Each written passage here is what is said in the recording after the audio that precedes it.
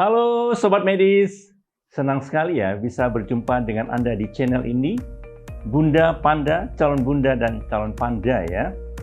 Sobat, saya sering sekali ditanyakan oleh klien saya, oleh Bu Mil, ibu hamil ya. Dok, saya udah terlambat haid ini, test pack udah positif. Dok, kapan ya kami mau periksakan ke dokter kandungan, mau USG? Sekarang atau nanti-nanti ya? Loh, kok nanti-nanti ya? Terus dok, bagaimana kondisi janin saya, sehat nggak dok? Ini pasti hamil nggak dok? Janinnya tunggal atau kembar dok? Dok, ini letaknya bagaimana? Lintang, sungsang atau bagaimana dok? Dok, ini bagaimana kondisi air tubannya, bagus nggak dok? Bagaimana nih dok, ada nggak lilitan tali pusat? Letak plasentanya, letak ari-arinya bagaimana? Apakah ari-arinya nutupi jalan lahirnya nggak? Dok, ini bisa lahiran normal nggak dok? Terus dok, kami cukup USG 2 dimensi saja atau perlu 4 dimensi? Nah, kalau USG 4 dimensi, kapan dok sebaiknya kami akan lakukan USG 4 dimensi? Dok, ini HPL-nya kapan ya, umur kehamilannya berapa? Loh, kenapa bu? Dok, saya lupa haid terakhirnya dok. Nggak catat, haidku nggak teratur, kemarin pakai suntik KB. Terus dok, ini hamil sundulan. Nah, yang nggak ngerti hamil sundulan nanti saya jelaskan ya. Terus dok, ini bisa lahiran normal nggak dok? Nah, terus dok, bagaimana? Apakah saya perlu sesar? Kapan sebaiknya saya sesar? Dan seterusnya, dan seterusnya. Nah, Sobat Medis, ikuti terus videonya sampai tuntas ya. Karena pada kesempatan ini, saya akan membahas secara tuntas lugas peran USG dalam kehamilan.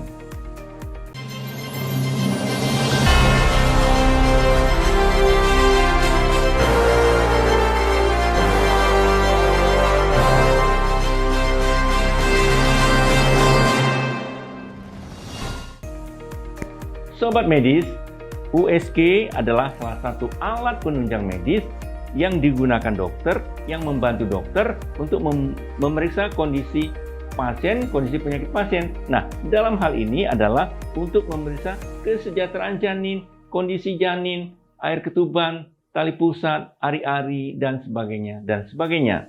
Nah, kita masuk ke pertanyaan pertama.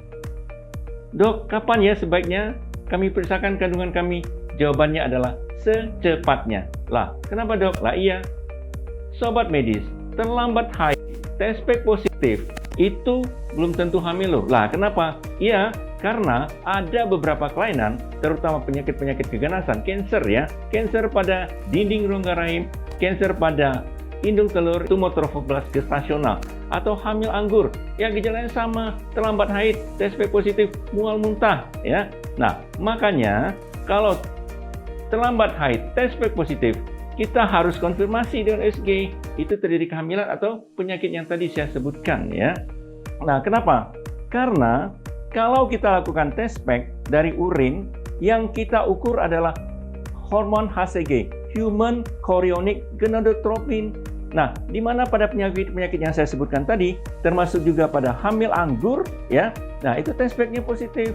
Keluhannya seperti mual muntah, seperti hamil juga ada mual dan muntahnya. Nah, kalau Sobat Medis, Bumil, calon Bumil, test pack-nya sudah positif, nah, segera secepat mungkin ya, datang ke dokter kandungan. Untuk apa? Satu tadi, kita ingin tahu, ingin pastikan bahwa ini benar-benar hamil atau suatu penyakit, gitu ya. Nah, apalagi keuntungannya kalau sedini mungkin periksakan kehamilannya? Satu, kita menentukan ini letak kehamilannya di mana, di dalam rongga rahim atau di luar rongga rahim, yang kita sebut hamil di luar kandungan atau hamil ektopik. Lah, kenapa? Nah, bayangkan Sobat Medis ya, hamil di luar kandungan itu biasanya terjadi di saluran telur. Memang bisa juga terjadi di rongga perut sih, tapi agak jarang ya. Nah, bayangkan Sobat Medis, saluran telur yang kecil itu diameternya paling 1-3 mm dipaksakan untuk menampung pertumbuhan janin. Yo, nggak bisa ya. Paling hamil 6 minggu sudah mulai terasa sakit perut di bagian bawah. Nah, kemudian kalau sudah mencapai rata-rata hamil 10 minggu maksimal, hamil 12 minggu udah kondisi ibu semakin payah. Ibu kesakitan perutnya, jalan saja kesakitan, dipegang kesakitan ya. Kondisi ibu makin lemah, gliyeng, pucat ya. Nah, tensi turun, HB turun ya. Kenapa? Karena saluran telurnya itu sudah pecah, pedaran banyak, pedaran hebat di rongga perut. Itu kalau telat penanganan, itu adalah kondisi yang sangat emergensi, sangat kritis, akan sangat membahayakan jiwa ibu, bahkan mengancam kehidupan ibu, bisa menyebabkan kematian ibu. Nah, sobat medis, kalau terjadi hamil di luar kandungan sebelum pecah, ya, nah dokter bisa mengadviskan, Bu, ini hamil di luar kandungan, tapi syukurnya belum pecah. Cepat Bu, kita lakukan operasi. Dokter membuka perut, kehamilan yang di saluran telur tadi, saluran telurnya hanya di satu irisan, kehamilannya dikeluarkan, sehingga saluran telurnya itu masih bisa diselamatkan untuk proses pembuahan yang kehamilan berikutnya, ya. Nah, bayangkan sobat medis, kalau tadi sudah pecah, wah itu sudah hancur ya, dindingnya sudah hancur, tidak bisa kita selamatkan lagi. Nah, untuk life saving, selamatkan jiwa ibu, dokter memotong saluran telur tersebut menjadi di bagian yang masih sehat. Nah, tentunya satu saluran telur ini sudah tidak berfungsi lagi untuk terjadi proses pertemuan sel telur dan sperma. Memang sih kita masih berharap di saluran telur yang satu lagi ya. Berarti secara persentase, secara probabilitas sudah 50% berkurang kesempatan untuk bisa hamil secara normal. Nah, tadi saya katakan memang sih kita bisa mengharapkan saluran telur yang satunya. Lah, bayangkan bagaimana kalau saluran telur yang satunya juga mengalami gangguan, infeksi radang, membengkak, sumbat, tidak bisa lagi terjadi pertemuan sel telur sel sperma, sperma nggak bisa membuat sel telur. Nah, berarti sangat tertutup kemungkinan untuk bisa hamil secara normal. Nah, keuntungan lain apa kalau secepat mungkin periksakan kehamilannya pada dokter, ya? Nah, kita bisa tentukan ya umur kehamilannya itu berapa. Kenapa? Karena secepat mungkin, sedini mungkin kita periksakan kehamilannya itu untuk memprediksi umur kehamilan itu lebih cepat, termasuk prediksi HPL-nya, hari perkiraan lahirnya, ya. Nah, kalau pada trimester pertama diperiksakan, maka HPL secara USG itu paling bergeser 3-4 hari ya. Nah, sedangkan kalau kita lakukan USG di trimester kedua, wah itu gesernya bisa 1-2 minggu HPL-nya dari sesungguhnya ya. Konon lagi kalau kita USG di trimester ketiga, wah itu gesernya 3-4 minggu. Jadi jauh sekali ya.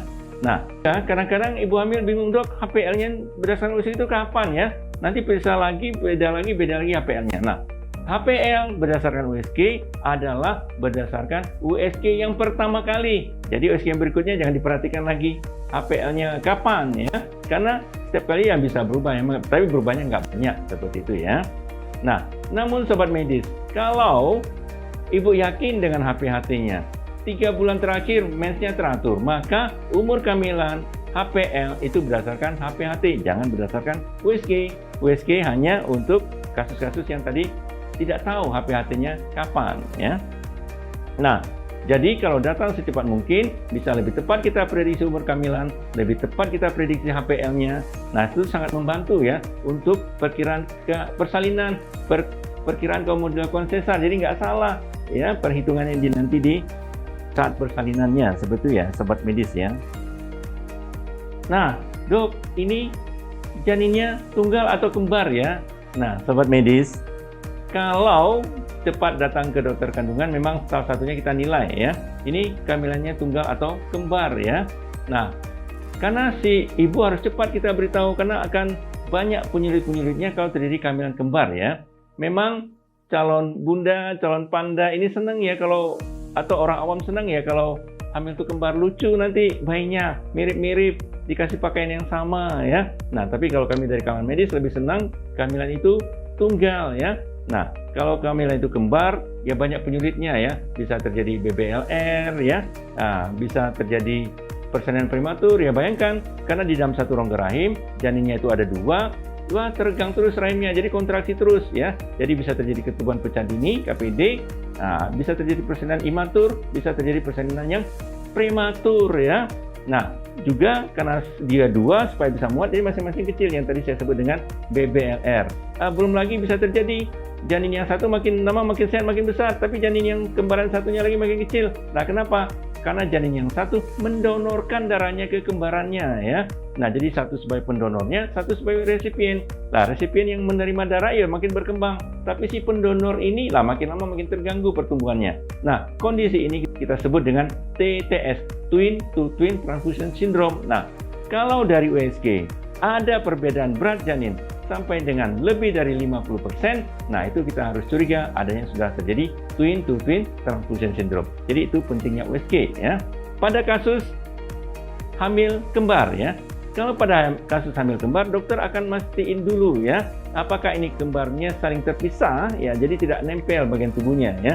Nah, mungkin sobat medis pernah lihat di medsos ya, ada bayi kembar yang nempel di kepala, nempel di dada, nempel di punggung ya. Nah, jadi kalau cepat kita tahu bisa kita jelaskan ya, berarti kalau misalnya saling nempel ini tidak bisa lahir secara normal ya. Nah, kemudian dokter juga mau tentukan secara USG pada kasus kembar, ini bayinya kembar di dalam satu kantong ketuban yang sama atau di kantong ketuban yang berbeda ya. Nah, kalau di satu kantong ketuban yang sama, berarti yang kita sebut dengan kembar identik. Nah, ini sangat mirip ini kedua bayi ini nantinya ya. Nah, mirip wajahnya, mirip sifatnya, mirip penyakitnya. Kenapa? Karena mereka berasal dari sel telur yang sama dan sel sperma yang sama. Nah, beda halnya kalau dia berada di dua kantung ketuban yang berbeda ya. Nah, itu berarti bukan kembar identik, kembar non identik. Karena mereka berasal dari sel telur yang berbeda, sel sperma yang berbeda. Jadi seperti kakak adik aja, cuma barengan aja hamilnya ya. Nah, itu nanti nggak begitu mirip. Nah, jadi kalau pada kasus kehamilan kembar, dokter akan mencari sekat amnion, sekat selaput ketuban ada nggak? Kalau ada sekatnya berarti itu si janin berada di kantong ketuban yang berbeda ya. Nah, kalau pada kasus hamil kembar juga dokter akan lihat ya, ini kembar dengan satu plasenta atau kembar dengan dua plasenta. Ini penting ya. Nah, dan juga kalau ini kembar, cepat dokter akan edukasi ke keluarga ini ya. Kembar itu banyak penyulitnya ya. Tadi sudah saya jelaskan ya. Nah, belum lagi tadi kalau kembar plasentanya mungkin dua atau satu tapi besar ya. Nah, semakin besar ukuran plasenta, semakin luas bagian plasenta yang kontak dengan dinding rongga rahim, itu akan meningkatkan risiko terjadinya hipertensi karena kehamilan yang kita sebut dengan preeklamsi. Kenapa? Risikonya apa? Nah, pre artinya sebelum, eklamsi kejang, karena itu bisa kejang ya. Nah, jadi itu bermanfaat ya kalau kita USG, ketahuan kembar, berapa plasentanya, bisa cepat kita adviskan, edukasikan ke ibu. Dok, jenis kelaminnya apa ya? Ini pertanyaan yang paling sering dikemukakan, ditanyakan ya. Karena kan ini hal yang menggelikan bagi saya. Kenapa? Baru saja probnya ini saya taruh di perut ibu, di bagian bawah perut ibu, si bapak langsung tanya ini, jenis kelaminnya apa ya dok? Nah, karena beda kepentingan ya. Kalau bagi dokter kan pentingnya mau tahu bagian paling bawah itu apa, kepala, bokong, kaki, tangan dan sebagainya ya. Nah, juga dokter akan cari ada kelainan lain nggak? Nah, tapi kalau si keluarga kan pengen tahu ya, ini cowok apa cewek? Nah, jadi bagi keluarga itu pentingnya cowok apa cewek ya. Nah, mungkin pertanyaan ini memang sudah dibawa dari rumah ya. Mungkin di rumah sudah tebak-tebakan ya, sudah tebak-tebakan, mungkin taruh-taruhan ini siapa yang benar ya. Nah, apalagi kadang-kadang sering ya, komentar-komentar dari keluarga, dari tetangga, loh perutnya lurus, perutnya melebar, mungkin jenis kelaminnya ini. Lah, si ibu kok sekarang tambah cantik, suka make upan, ya jangan janinnya perempuan. Nah, jadi itu bikin penasaran ya, calon bapak, calon ibu ini ya. Nah, sobat medis, untuk menentukan jenis kelamin dengan USG, dari pengalaman saya rata-rata kalau jenis kelaminnya laki-laki, itu rata-rata bisa kita lihat pada umur kehamilan 18 minggu ya. Memang kadang-kadang bisa kelihatan lebih awal ya kalau jenis kelaminnya laki-laki ya. Itu tergantung juga pada posisi si janin dan kualitas USG-nya. Nah, kalau si janin itu perempuan, rata-rata kita bisa lihat di umur kehamilan 24 minggu. Memang kadang di bawah 24 minggu sudah bisa terdeteksi ya. Juga sama tergantung pada posisi si janin dan kualitas USG yang kita gunakan ya. Nah, kalau di 24 minggu umur kehamilan, maka alat kelamin si janin yang berbentuk perempuan, bibir kemaluannya, labiumnya itu sudah lebih besar, jadi kita bisa lebih pasti ya. Nah, kalau belum pasti banget perempuan, ya bisa kadang-kadang bisa terjadi sebaliknya ya. Kenapa? Karena kantong cakar skrotum itu kan ada lekuannya juga ya. Nah, jadi sejauh tidak kelihatan penis, tidak kelihatan testisnya, kita belum bisa pastiin ya. Maka kita tunggu dulu sampai minimal 24 minggu umur kehamilan baru bisa kita pastikan jenis kelaminnya ya. Pada janin juga kita lihat ya, dokter akan menilai ya, mulai dari kepala, leher, badan, punggung, kaki, tangan ya. Nah, pada kepala apa yang mau dilihat? Apakah kepalanya normal, tulang kepalanya terbentuk semua, tulang kepalanya simetris, batok kepalanya terbentuk. Nah, karena sobat medis ada kelainan pada janin, batok kepalanya itu nggak terbentuk, ya, yang kami sebut dengan anencephalus. Wah, kasihan ya. Maka otaknya berada di luar tuh, nggak ada penutupnya. Nah, kalau itu yang terjadi, ya biasanya kami akan jelaskan pada si suami, si ibu, kita minta tunggu di luar dulu ya. Nah, kenapa? Karena ini takut sulit waktu proses persalinan, karena banyak kan lembek ya. Seringnya kita lahirkan secara sesar. Nah, kalaupun lahir nggak bertahan lama, paling hitungan jam atau maksimal 1 hari ya. Bukannya kita mendahului takdir ya, tapi memang demikianlah yang terjadi ya. Nah, di daerah tengkuk lihat ada nggak benjolan, ada nggak tonjolan saraf yang keluar. Daerah tengkuk juga dokter akan melihat ada satu rongga yang kami sebut dengan nuchal translucensi. Diukur berapa tebalnya. Kalau lebih dari normal, itu kemungkinan terjadi Down syndrome pada si janin ini. Ini ada janin Down syndrome ya. Nah, apa itu Down syndrome? Sobat medis bisa lihat video saya yang tentang Down syndrome ya. Lalu dokter juga akan menilai ya bagaimana jantungnya ya. Jantungnya, detak jantungnya teratur atau tidak, bisa kita lihat dari USG ya. Bisa kita hitung frekuensi jantungnya itu berapa ya. Nah, frekuensi jantung itu adalah 120 sampai 160 kali per menit yang normalnya ya. Memang pada umur kehamilan yang lebih muda ya, kurang dari 24 minggu bisa lebih cepat ya, kadang-kadang bisa sampai 170 kali per menit. Sejauh itu denyutnya masih reguler sih nggak apa-apa ya. Nah, nanti semakin tua umur kehamilan dia akan kembali ke range nomor 120 sampai 160 kali per menit, dan semakin tambah lagi umur kehamilan dia nanti akan cenderung menjadi ke arah 120 kali per menit ya. Dari denyut jantung juga bisa kita nilai ya, bisa kita nilai arah jantungnya ya, sebaiknya mengarah ke lambung ya, mengarah ke kiri ya. Kadang-kadang ada kelainan jantungnya mengarah ke kanan yang kami sebut dengan dextrokardia. Lihat sekat-sekat jantungnya sudah terbentuk tidak, rongga jantungnya sudah, yang 4 rongga jantung sudah terbentuk atau tidak.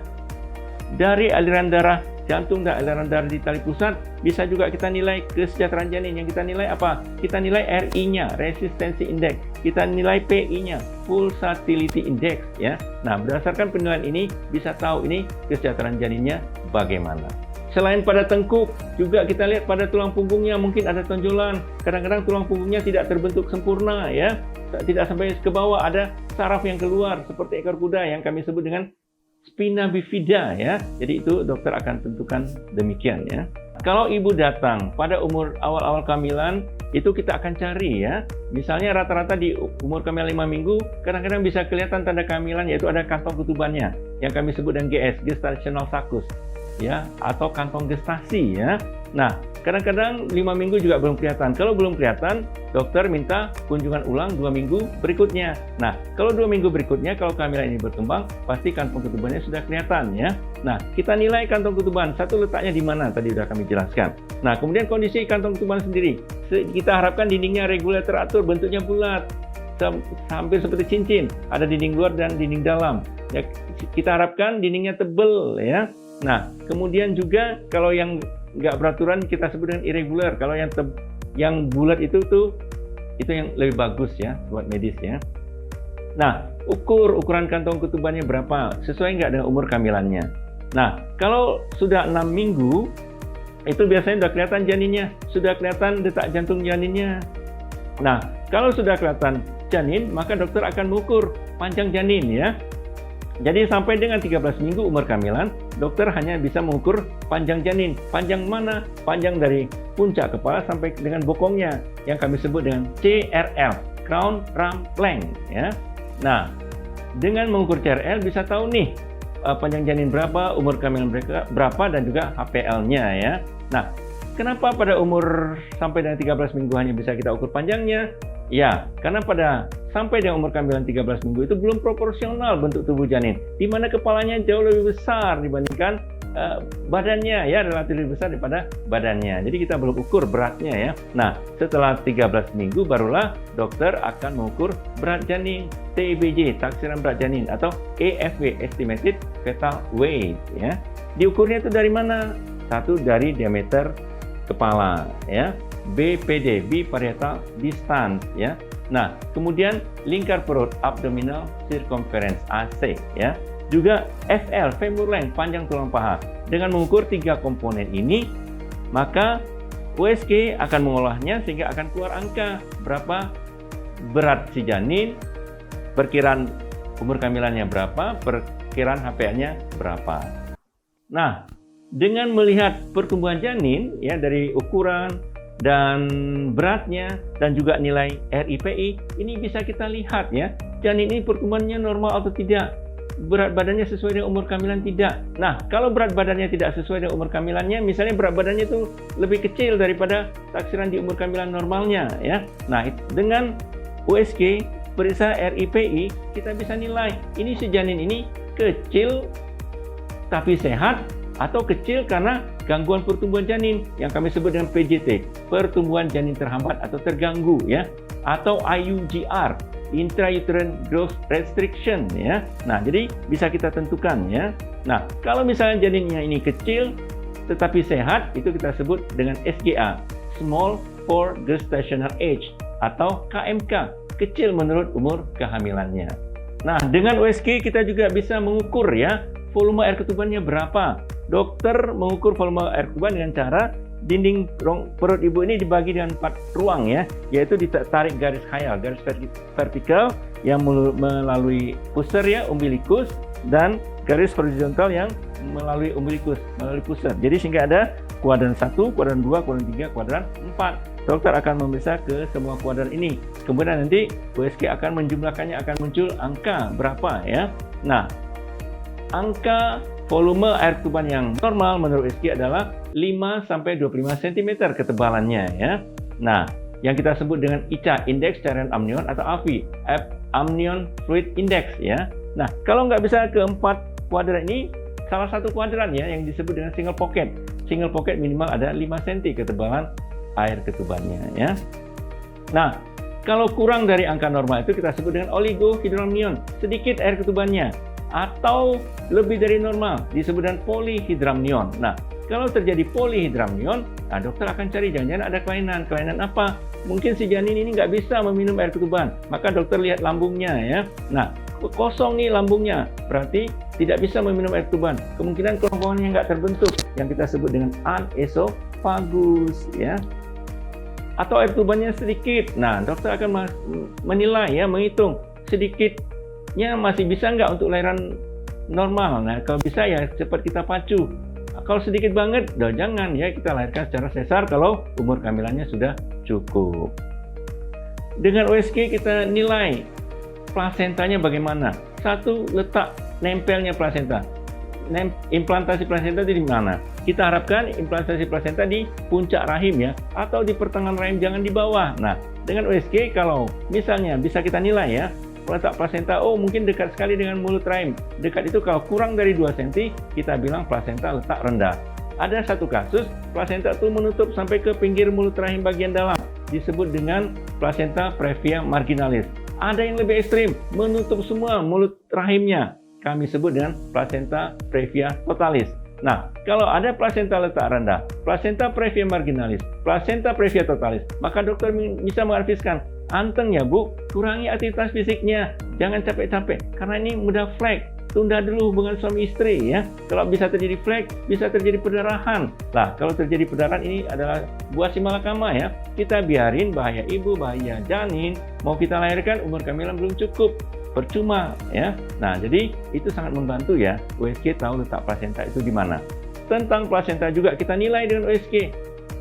Grading penuaan plasentanya ya, grading pematangan plasentanya. Jadi grading pematangan plasenta itu ada grade 1, grade 2, grade 3. Di mana grade 1 itu permukaan plasenta itu masih lurus ya. Nah, kalau grade 2 permukaan plasenta sudah meleku-leku tetapi belum sampai ke dasar plasenta. Grade 3 itu permukaan plasenta sudah meleku sampai ke dasar plasentanya dan juga sudah ada lubang-lubang, kami sebut dengan vakul, sudah ada juga putih-putih kalsifikasi ya. Nah, grading penuaan plasenta ini juga bisa memperkirakan umur kehamilan ini berada di trimester keberapa ya. Nah, jadi ini bisa juga membantu umur kehamilan pada kasus yang HPHT-nya tidak tahu. Dengan USG kita juga menilai plasenta, implantasinya sedalam mana dia masuk ke dalam dinding rongga rahim ya, yang kita harapkan hanya sedikit menempel di endometrium, di permukaan rongga rahim saja ya. Nah, kadang-kadang ada yang nempel sampai ke otot rahim, bahkan ada yang lebih parah ya, sampai ke dinding rahim, tembus rahim ya. Nah, urutan implantasi plasenta yang berlebihan kami sebut dengan akreta, inkreta, perkreta ya. Di mana akreta itu sangat dalam masuk ke endometriumnya, sedangkan inkreta sudah sampai ke otot rahim, sedangkan perkreta sudah sampai ke dinding luar rahim. Nah, kalau ini terjadi pada persalinan, kita sarankan persalinan secara sesar ya. Kenapa? Kalau persalinan secara normal, janin bisa lahir, tapi plasentanya nggak bisa lahir ya. Kalau plasenta nggak bisa lahir, wah kontraksi rahim terganggu, rahim nggak mau mengecil, nggak mau berinvolusi ya, sehingga akan terjadi perdarahan postpartum, perdarahan pasca salin. Itu sangat mengancam jiwa ibu ya. Nah, memang dokter berusaha melahirkan plasenta secara manual dengan tangan dirogoh ke rongga rahim, manual plasenta istilahnya. Kadang berhasil, kadang tidak. Kalaupun berhasil, karena ada sisanya, itu juga berbahaya. Maka dilahirkan secara sesar sebaiknya ya. Nah, secara sesar, bayi dilahirkan, plasenta dilahirkan. Kalau nggak mau lahir, lebih mudah ya, kita lahirkan secara melalui sesar ya. Nah, atau kalau perlu dikuret. Kalau juga tidak mau lepas semuanya, maka untuk menyelamatkan jiwa ibu, kita terpaksa melakukan operasi pengangkatan rahim, hysterektomi. Ya, mencegah perdarahan. Kalau tidak akan terjadi perdarahan rahim yang nggak mau mengecil ya, sobat medis. Dengan USG kita lihat apakah ada lilitan tali pusat ya. Ya, kadang-kadang ada lilitan di leher, lilitan di badan, lilitan di selangkangannya ya. Nah, kalau ada lilitan tali pusat, kalau si janin masih dalam kandungan nggak ada masalah sih. Bermasalah pada saat persalinannya ya. Nah, kalaupun ada lilitan tali pusat, tetapi tali pusatnya panjang, sih nggak begitu masalah. Kadang-kadang hanya lama aja waktu proses lahirnya. Tetapi kalau misalnya tali pusatnya pendek, ada lilitan, ya kalau tidak mau spekulasi, sebaiknya persalinan dilahirkan secara sesar. Tali pusat juga kita lihat apakah dia lurus atau muter dikit. Apakah dia ada kinking? Ya, itu yang paling kita takutkan ya. Kinking itu adalah tali pusatnya muntir-muntir ya, saling menganyam ya, muter-muter seperti itu ya. Nah, itu sangat berbahaya, di mana darah, nutrisi, oksigen yang sampai ke janin sangat kurang, minimalis bahkan tidak sampai. Nah, itu bisa terjadi kematian janin dalam kandungan ya. IUFD, intrauterine fetal death. Dok, bagaimana ya letaknya dok? Normal apa enggak ya? Nah, dengan USG kita bisa melihat ya presentasi yang kami sebut. Bagian terbuat janin itu apa? Apakah kepala, apa bokong, apa kaki, atau dia letaknya lintang bukan membujur ya. Kalau membujur itu begini ya, bisa sebaiknya kepala di bawah sebagian besar ya. Nah, kalau misalnya letak melintang kan udah pasti nggak bisa lahiran normal. Nah, juga kalau letaknya kaki yang di bawah, kaki yang di bawah juga nggak bisa ya. Nggak bisa kenapa? Kalau nanti pecah ketuban, kakinya lahir, kepalanya masih di dalam rongga rahim, begitu kaki lahir, kontak dengan udara di kamar persalinan, itu akan timbul refleks bernafas. Lah, hidungnya masih di rongga rahim, masih kecelup cairan ketuban. Nah, itu cairan ketuban bisa terhirup ke hidung janin, masuk ke paru-paru. Yaitu bisa sangat membahayakan bagi janin ya. Dia tidak bisa bernafas nantinya setelah dilahirkan. Bisa sebutkan menyebabkan asfiksia ya. Nah, di mana sulit bernafas, kadar oksigennya rendah, bisa biru ya, bahkan bisa mengancam si bayi yang baru dilahirkan. Umur kehamilan 5 minggu atau 6 minggu biasanya sudah kelihatan kantong ketuban. Nah, kalau belum, dokter akan meminta datang 2 minggu berikutnya ya. Nah, dalam 2 minggu kalau kehamilan itu berkembang, pasti akan kelihatan ya kantong ketuban, syukur-syukur kelihatan janinnya. Nah, kalau 2 minggu berikutnya juga nggak kelihatan, wah misalnya sudah 8 minggu ya, kelihatan kantong ketubannya ya. Nah, jangan-jangan ini suatu blighted ovum, kami sebut dengan BO, kehamilan tanpa janin. Nah, kalau misalnya belum terjadi perdarahan, biasanya sih dokter menganjurkan boleh bu, tunggu 2 minggu lagi ya, 2 minggu berikutnya lagi, sudah 10 minggu. Nah, kalau sudah 10 minggu juga hanya terbentuk kantong, tidak terbentuk janin, maka bisa kita tegakkan diagnosis blighted ovum ya. Nah, jadi definisinya blighted ovum atau hamil kosong ini adalah setelah 8 minggu umur kehamilan hanya ada kantong ketuban dan tidak terbentuk janinnya ya.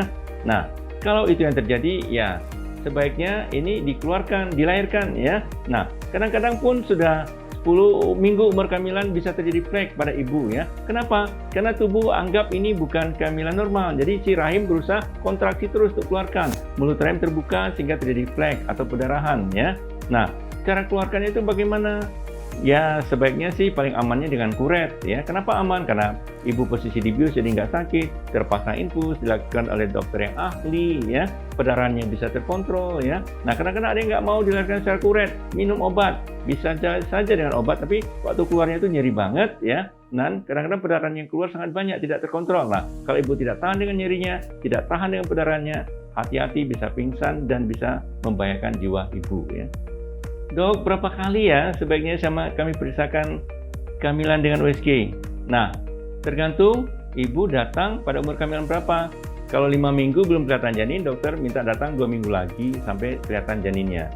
Nah, biasanya kalau di trimester pertama itu ibu masih mual muntah ya. Kalau saya ibu masih mual muntah itu saya minta datang kunjungan per 2 minggu ya. Kita lihat kondisi ibu, kondisi perkembangan janin itu bagaimana. Nah, setelah 16 minggu kalau tidak ada keluhan lagi bisa kontrol tiap 1 bulan sekali ya, sampai dengan umur kehamilan 32 minggu. Nah, setelah 32 minggu kontrolnya tiap 2 minggu ya, sampai dengan 36 minggu. Setelah 36 minggu, kontrol tiap 1 minggu sekali sampai dengan persalinannya ya. Nah, waduh dok, kami nggak bisa sering-sering berkunjung ke dokter kandungan. Budget kami terbatas, asuransi kami tidak memperbolehkan ya. Nah, kalau itu yang terjadi, maka minimal selama 1 periode kehamilan, minimal ada kunjungan ke tenaga medis 4 kali ya. Nah, 4 kali itu bagaimana? 1 kali di trimester pertama, 1 kali di trimester kedua, dan 2 kali di trimester ketiga ya. Nah, jadi kita bisa menilai kondisi ibu, kondisi janin secara komprehensif, secara periodik ya. Nah, sehingga bisa kita dapatkan kehamilan yang aman bagi ibu, aman untuk janin. Bisa kita tentukan cara persalinan yang tepat ya. Nah, nggak bisa juga dok. Maka kalau nggak bisa 4 kali, para ahli juga menganggap kalau kunjungan 3 kali atau 3 kali USG selama periode kehamilan dianggap sudah cukup ya. Sudah mewakili ya. Jadi minimal 3 kali. 3 kali juga nggak bisa. Lah bagaimana?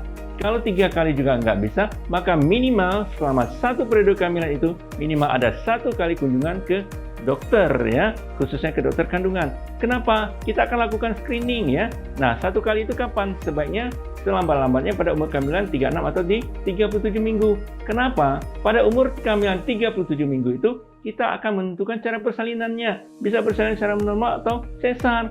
Kalau persalin secara normal bisa tunggu lagi atau enggak gitu ya. Kenapa? Karena kita inginkan kehamilan itu aman, janin aman, persalinan nanti aman ya. Aman bagi ibu, aman bagi janin. Tidak ada komplikasi, tidak ada perdarahan. Si janin dilahirkan juga sehat ya. Dok, ini cukup USG 2 dimensi atau perlu 4 dimensi? Nah, sobat medis, kalau hanya untuk melihat letak, jumlah janin kembar atau tidak, ada kelainan mayor nggak? Kelainan mayor itu kelainan yang besar-besar ya. Tadi saya bilang, batok kepala nggak terbentuk, ada tonjolan di leher, intinya bagaimana, bagaimana punggungnya, ada tonjolan di punggung, bagaimana tangan kakinya, itu bisa ya, cukup dengan 2 dimensi. Jenis kelamin juga cukup dengan 2 dimensi. Nah, 4 dimensi itu ya sebenarnya kalau ingin mencari ada kecacatan, bagaimana, ada kelainan nggak, ada bibir sumbing nggak, telinganya bagaimana, hidungnya bagaimana, lebih detail jari tangannya bagaimana, ada kelainan apa nggak di rongga perut janin ya. Nah, namun kalau pada bapak ibu seringnya USG 4 dimensi pengen tahu nih wajahnya gimana nih, wajahnya, hidungnya mancung apa nggak, mirip bapaknya apa mirip ibunya gitu ya. Nah, kalau mau melakukan USG 4 dimensi minimal setelah umur kehamilan 16 minggu ya. Kenapa ya sobat medis? Bayangkan ya, ini adalah probe 2 dimensi, sedangkan ini adalah probe 4 dimensi, besar sekali ya. Nah, maka kalau sebelum 16 minggu nanti ditakutkan akan mengganggu pendengaran janin, pendengaran si bayi nantinya ya. Nah, kalau memang untuk melihat wajah si janin, idealnya adalah pada umur kehamilan 26 sampai 32 minggu dengan USG 4 dimensi. Kenapa? Kalau kurang dari 26 minggu belum sempurna terbentuk mata hidungnya, nanti si ibu takut, anak saya kok kayak monster ya. Jadi idealnya antara 26 sampai 32 minggu. Setelah 32 minggu kurang ideal lagi ya. Kenapa? Si janin sudah besar, sudah masuk ke panggul. Nah, air tubannya sudah sedikit, jadi space kita untuk lakukan USG terbatas. Ya, eman-eman ya, orang Semarang bilang, wah bayarnya mahal tapi hasilnya tidak optimal ya. Maka idealnya USG 4 dimensi adalah antara 26 sampai 32 minggu. Berapa kali USG 4 dimensi? Sebenarnya cukup 1 kali aja sih ya, kecuali ada kelainan khusus ya. Dok, aman nggak ya USG untuk kehamilan saya, untuk janin saya, sebabkan kontraksi nggak ya? Nah, sobat medis, namanya saja USG, ultrasonografi. Ultra itu artinya gelombang ultra, frekuensi ultra ya. Sono itu suara, grafi itu gambaran ya. Jadi USG itu adalah membuat suatu image, membuat suatu gambar dengan menggunakan gelombang suara dengan frekuensi ultra ya. Nah, apa itu gelombang suara frekuensi ultra? Nah, mungkin sobat medis pernah ingat pelajaran SMP dulu ya, di mana frekuensi suara yang bisa didengar oleh telinga manusia antara 10.000 Hz sampai dengan 100.000 Hz. Di bawah 10.000 Hz kita sebut dengan gelombang inframerah, biasa dipakai untuk remote. Di atas 100.000 Hz kita bilang gelombang ultra, ya, ultrasound ya. Nah, konon kelelawar ya yang bisa dengar gelombang ultra ini ya. Maka itulah alasannya kenapa kelelawar nggak nabrak ya kalau terbang di malam hari ya. Nah, kepakan sayap menimbulkan getaran suara, kemudian suara itu akan mantulin lagi. Nah, itu dia tahu ada objek di depannya jadi nggak nabrak ya. Alat yang dipegang dokter itu disebut dengan probe. Di dalam probe ini ada kawat halus yang bergetar. Kawat halus yang bergetar itu disebut dengan transducer. Getaran transducer itulah yang menghasilkan gelombang suara frekuensi ultra ya. Nah, taruh di perut ibu atau lewat jalan lahir ya.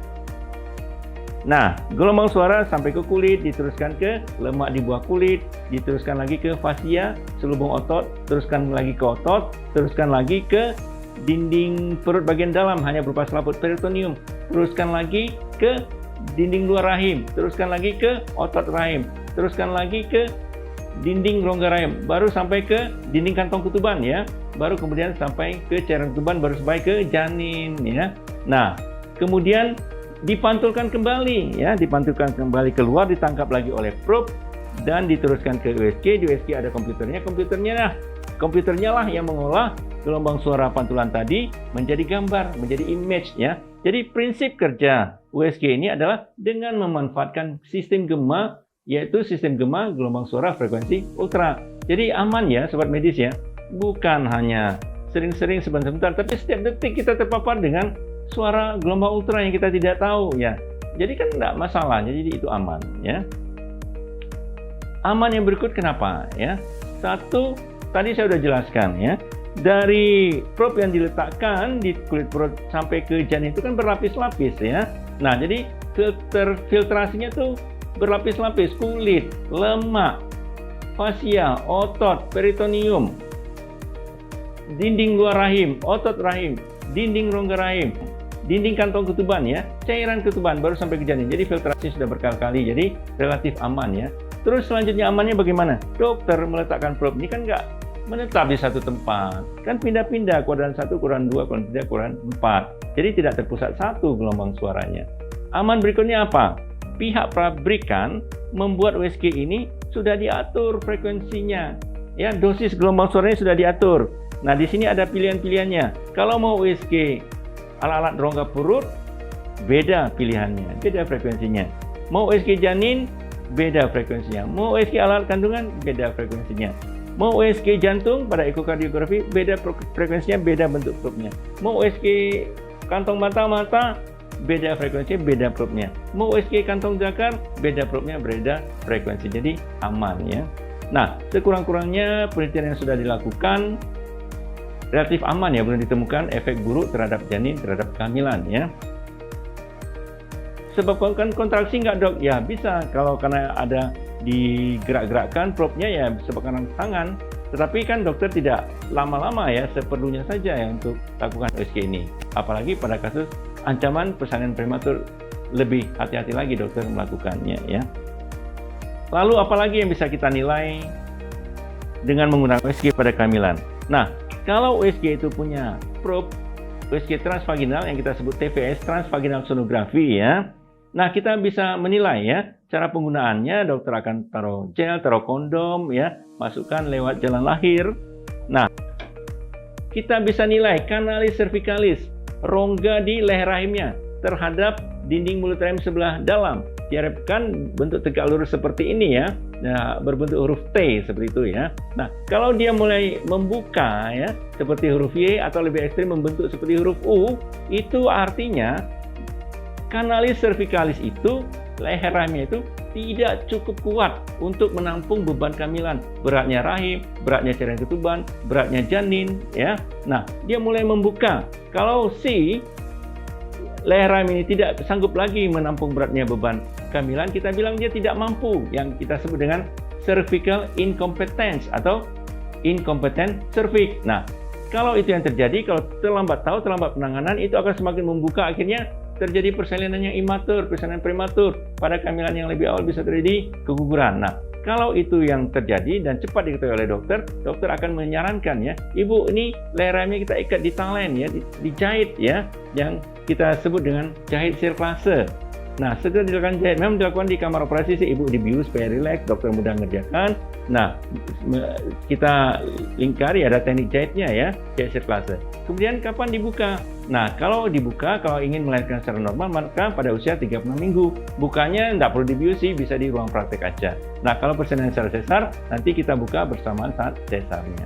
Nah, sobat medis, dengan USG ini sangat membantu ya menilai kondisi janin, kesejahteraan janin kami sebut ya, letaknya, perkembangannya, berat badannya, cairan ketubannya, lilitan tali pusatnya, beratnya, pertumbuhannya, plasentanya bagaimana, sehingga dokter bisa menentukan ya, terutama pada 37 minggu kehamilan, menentukan cara persalinan yang tepat dan aman bagi ibu dan bagi si janin ya, karena kita harapkan nanti kalau terjadi persalinan tidak ada terjadi perdarahan, tidak ada terjadi infeksi, tidak ada terjadi kematian ibu, tidak terjadi kematian bayi baru lahir ya. Karena tujuan kita adalah menurunkan angka kematian ibu, menurunkan angka kematian perinatal ya. Nah, kalau bisa secara normal ya oke. Dokter sarankan ibu bisa lahiran secara normal, kita tunggu. Kalau tidak, kalau bisa secara normal tapi harus diterminasi sekarang, ya dipacu atau dilahirkan secara sesar. Kalau harus secara sesar, maka kita bisa maju 3 minggu dari HPL-nya, 37 minggu sudah bisa dilahirkan. Nah, dengan demikian kita harapkan terjadi cara persalinan yang aman, tepat, aman dan sehat ya. Aman bagi ibu, bagi janin. Ya, si ibu tidak ada komplikasi, si janin atau si bayi yang kita lahirkan itu dalam keadaan sehat. Sehat yang bagaimana ya? Karena kita tidak ingin bayi itu sekedar lahir, tapi yang kita inginkan si bayi lahir sehat dan berkualitas. Berkualitas yang bagaimana? Dia akan cerdas, pinter, otaknya pinter, sekolahnya bisa sekolah S1, S2, S3, bisa bermacam-macam profesi ya, dokter, insinyur, usahawan, seniman dan sebagainya dan sebagainya. Sehingga derajat kehidupan keluarga bisa ditingkatkan, rantai kemiskinan bisa diputus, bangsa kita akan bisa menjadi bangsa yang maju ya, kita bisa memproduksi barang dan jasa, tidak hanya mengimpor, bahkan kita bisa mengekspor barang dan jasa. Jadi bangsa kita tidak hanya sebagai bangsa pemakai, kita akan dapat banyak devisa, kita akan menjadi bangsa yang maju. Nah, sobat medis, ini saja yang bisa saya sampaikan pada video kali ini. Semoga ini semua bermanfaat bagi sobat medis sekalian. Sampai jumpa pada video yang akan datang.